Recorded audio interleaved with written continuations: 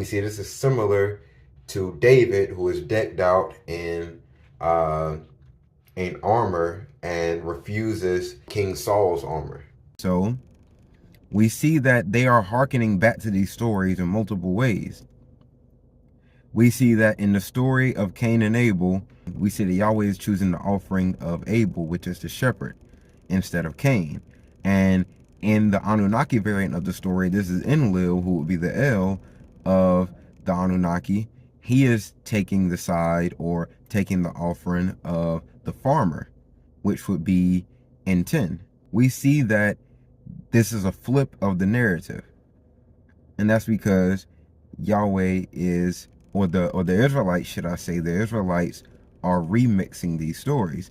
That's why with the David versus Goliath story, instead of David coming to terms or being friends with Goliath, as we saw with Gilgamesh and with Enkidu, we see that David slays Goliath.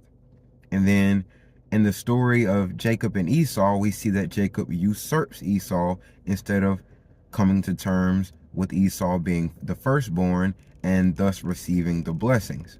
We also see this paralleled in the Cain and Abel story, where we see that Cain and Abel, or Cain kills Abel. Now remember, Cain means to possess or to acquire, and it can also hint towards the word spear in some cases. But we see that Cain acquires the birthright of Abel when he kills Abel, and Abel represents breath.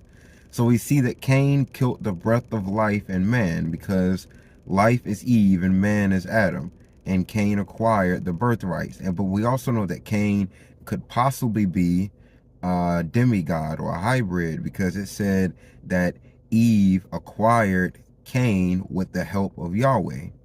And this is why Seth is the appointed one, because Seth is now made the lineage through which Noah will be born, and through which Shem and the Semites, and by proxy the Israelites, according to the text, though we know the Israelites are Canaanites.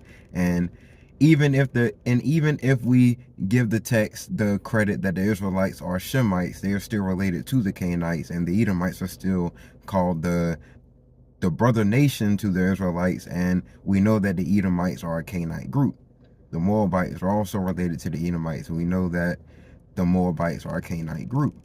We know that the Midianites are also related to the Israelites, and we know that the Midianites are a Canaanite group. The Moabites are related to the Israelites, and they are a Canaanite group. So really, it's straightforward.